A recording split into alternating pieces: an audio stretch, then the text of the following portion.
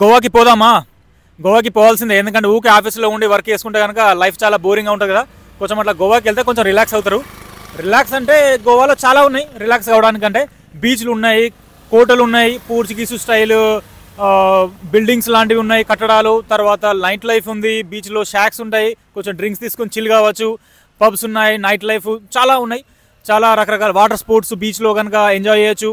ఇంకా కొన్ని boating rides చాలా ఉన్నాయి ఇట్లా చెప్పుకుంటూ పోతే కనుక. గోవాకి అయితే చాలా మంది ఏంటంటే ఎప్పుడు వెళ్ళాలంటే కనుక మనకు నవంబర్ అండ్ డిసెంబర్ టైంలో చాలా ప్లెజెంట్గా ఉంటుంది.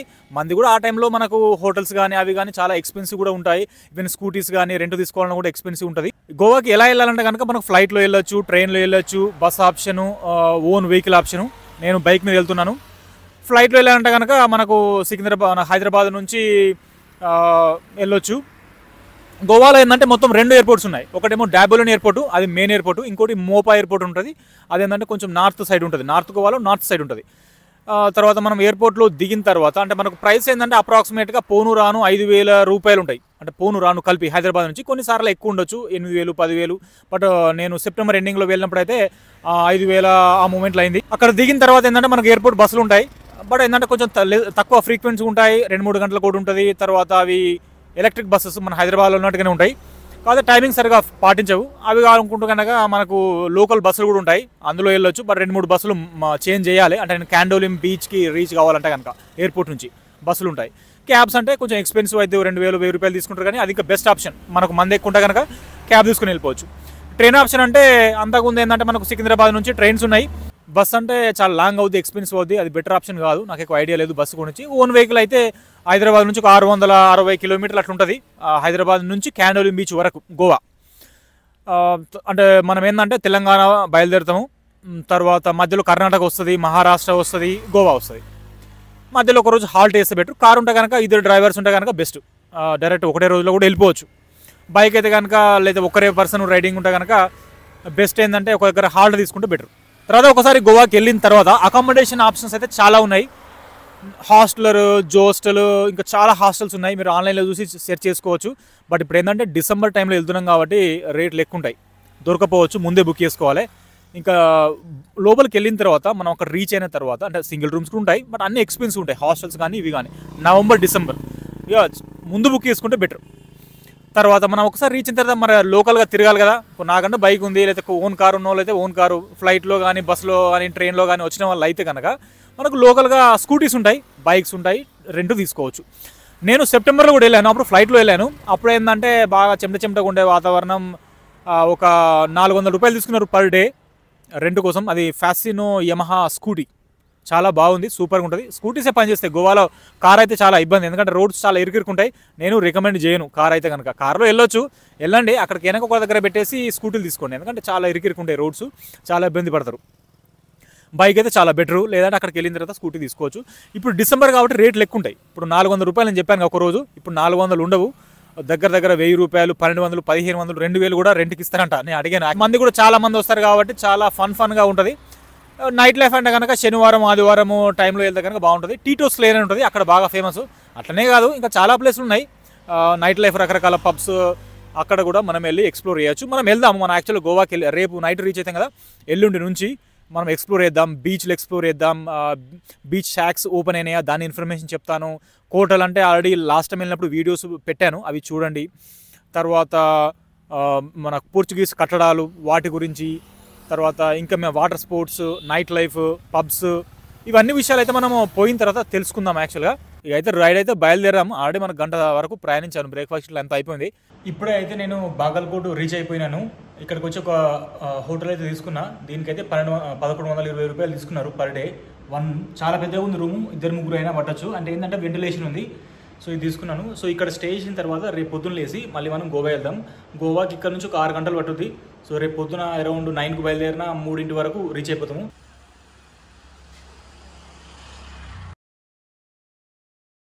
హలో ఫ్రెండ్స్, ఈరోజు అయితే మనకు డే 2 గోవాకి వెళ్ళే రూట్లో. మనం ఏంటంటే హైదరాబాద్ నుంచి బయలుదేరాము. ఇప్పుడు ప్రజెంట్ మనం ఉన్నది బాగల్కోట్. ఇక్కడ నుంచి ఈరోజు మనం ఏం చేస్తామంటే గోవాకి వెళ్తాము. గోవా ఇక్కడ నుంచి ఒక 6 గంటల టైం చూపిస్తుంది. ఈ రూమ్ ఏంటంటే అక్షయ లాడ్జ్, దీని కిందనే కామత్ హోటల్ అని ఉంది. సో ఫుడ్ మాత్రం చాలా బాగుంది. మీరు ఒకవేళ కనుక బాగల్కోట్ వస్తే కనుక ఈ అక్షయ లాడ్జ్ దగ్గర అయితే స్టే చేయండి.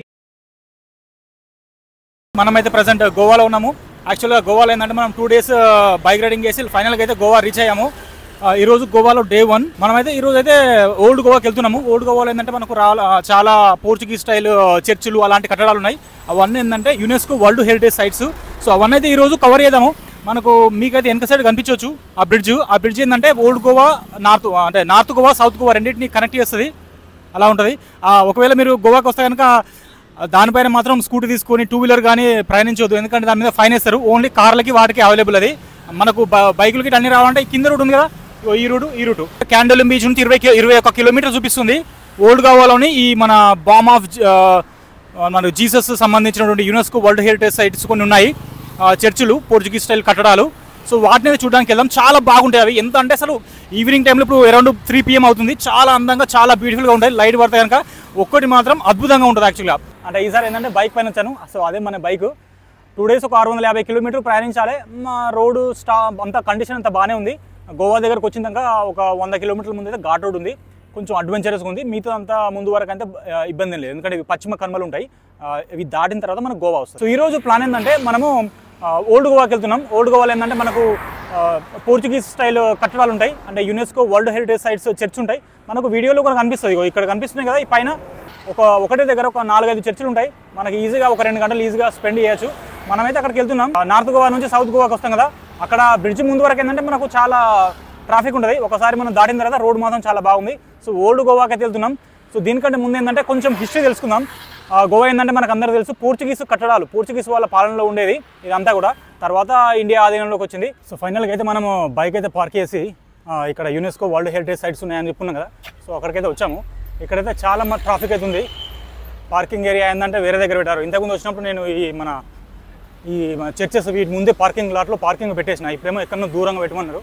సో మంది కూడా చాలా మంది వచ్చారు. చూడవచ్చు, చర్చ్ ఆఫ్ బామ్ జీసస్ అని ఉంది. సో అది అయితే ఫస్ట్ చూద్దాం. దాని తర్వాత సీ క్యాథడ్రల్, తర్వాత ఇంకొక 2 చర్చిలు అయితే ఉన్నాయి.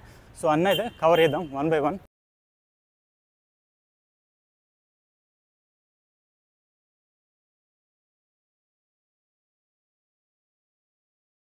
అన్ఫార్చునేట్గా ఏమైందంటే ఈరోజు వేరే ప్రోగ్రామ్స్ ఏమి ఉన్నాయి, అందువల్ల ఇక్కడ యునెస్కో వరల్డ్ హెరిటేజ్ సైట్స్ రకరకాల చర్చిలు ఉన్నాయి కదా, సీ క్యాథడ్రల్, తర్వాత ఇలాంటివి అయితే అన్నీ బంద్ ఉన్నవి.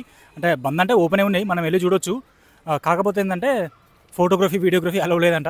నేను లాస్ట్ టైం వచ్చినప్పుడు మాత్రం రికార్డ్ చేశాను. సో ఆ వీడియోస్ ఇంకొక వీడియోలో అప్లోడ్ చేస్తాను. సో ఇప్పుడైతే మనం వేరే ఏమైనా బీచ్ కానీ అక్కడ బీచ్ ట్యాక్స్కి వెళ్ళి మనం ఎక్స్ప్లోర్ చేద్దాం.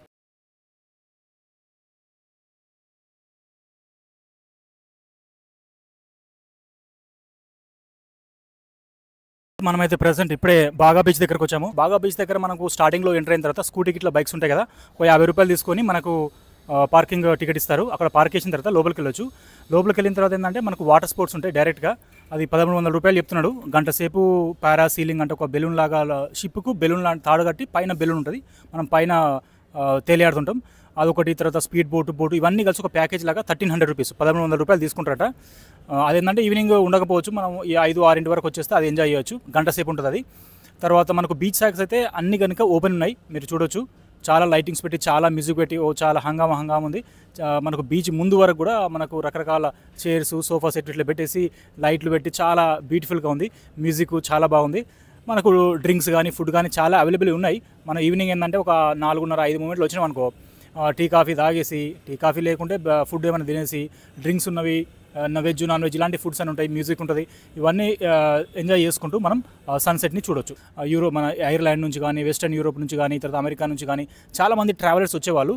సో వాళ్ళ కోసం అని ఫస్ట్ టీటోస్ రెస్టారెంట్ పెట్టాడు. టీటోస్ అనే పర్సన్ వల్ల ఈ టూరిజం బాగా పికప్ అయింది గోవాలో. అందువల్ల ఈ లేన్ పేరు టీటోస్ లేన్ పెట్టారు. హలో ఫ్రెండ్స్, ఇప్పుడైతే మనం అంజునా బీచ్ దగ్గరకు వచ్చాము. అంజునా బీచ్ ఏంటంటే బాగా బీచ్ నుంచి ఒక 20 కిలోమీటర్లు అట్లుంది. అయితే ఏంటంటే మనం వచ్చిన పార్కింగ్ చేశాను. పార్కింగ్ దగ్గర డబ్బులు ఏం తీసుకోలేదు, నైట్ అని చెప్పి. అయితే బీచ్ దగ్గరికి వెళ్తే కనుక హైటెడ్ అని చెప్పి వాటర్ ఎక్కువ ఉన్నాయి, అంటే రెస్టారెంట్స్ మధ్యలోకి వెళ్ళి వాటర్ చూడాలి. హైటెడ్ ఉన్నాయంట అంజునా బీచ్ కానీ బాగా బీచ్ కానీ. మనం ఏంటంటే ఈవినింగ్ టైంలో మంచిగా కూర్చొని నైట్ వరకు డ్రింక్స్, ఫుడ్, కూర్చొని బాగా మంచిగా ఎంజాయ్ చేయొచ్చు. ఫ్రెండ్స్తో పాటుగా వచ్చిన వాళ్ళైతే కనుక, ఫ్యామిలీతో వచ్చిన వాళ్ళు కూడా చాలా బాగా ఎంజాయ్ చేస్తున్నారు. మీరు చూడొచ్చు మ్యూజిక్ ఉంది. ఇక్కడ కూడా మ్యూజిక్ ఉంది. ఇక్కడ ఏంటంటే మనకు నైట్ అయింది కాబట్టి లైట్స్ ఎక్కువ లేవు. బట్ మనకు బాగా బీచ్ అయితే చాలా హడావిడిగా చాలా వండర్ఫుల్గా ఉంది. ఇంకా మనకు టైం ఉంది, ఇంకొక 4 రోజులు ఉంటాము. సో ఇందులో అన్ని బీచ్లు చూసి ఎందులో ఏ బీచ్లో ఏది బాగుంటుంది అనే విషయాలు అయితే మీకు పూర్తి ఫీడ్బ్యాక్ ఇస్తాను. దాంతోపాటుగా మనం ఏంటంటే ఈ గోవాలో ఇంకొక 4 రోజులు ఉంది. అంటే 4 రోజులు నార్త్ గోవా, ఇంకో తర్వాత 2 రోజులు సౌత్ గోవా ఉంది. ఇందులో ఏంటంటే మనము కోటలు చూస్తాము, ఇక్కడ బీచ్లు చూస్తాము, నైట్ లైఫ్, నైట్ క్లబ్స్ ఇవి మంచిగా ఉంటుంది. తర్వాత ఇంకేమన్నా లోకల్ ఫుడ్స్, లోకల్ డ్రింక్స్, ఫేనీ అని ఇక్కడ క్యాష్యూ నట్స్తోని బాదం దాంతో చేస్తారు. సో అది కూడా మనం చూసి శాంపుల్ ట్రై చేద్దాం ఎలా ఉంటుంది అంటే ఉంటుంది.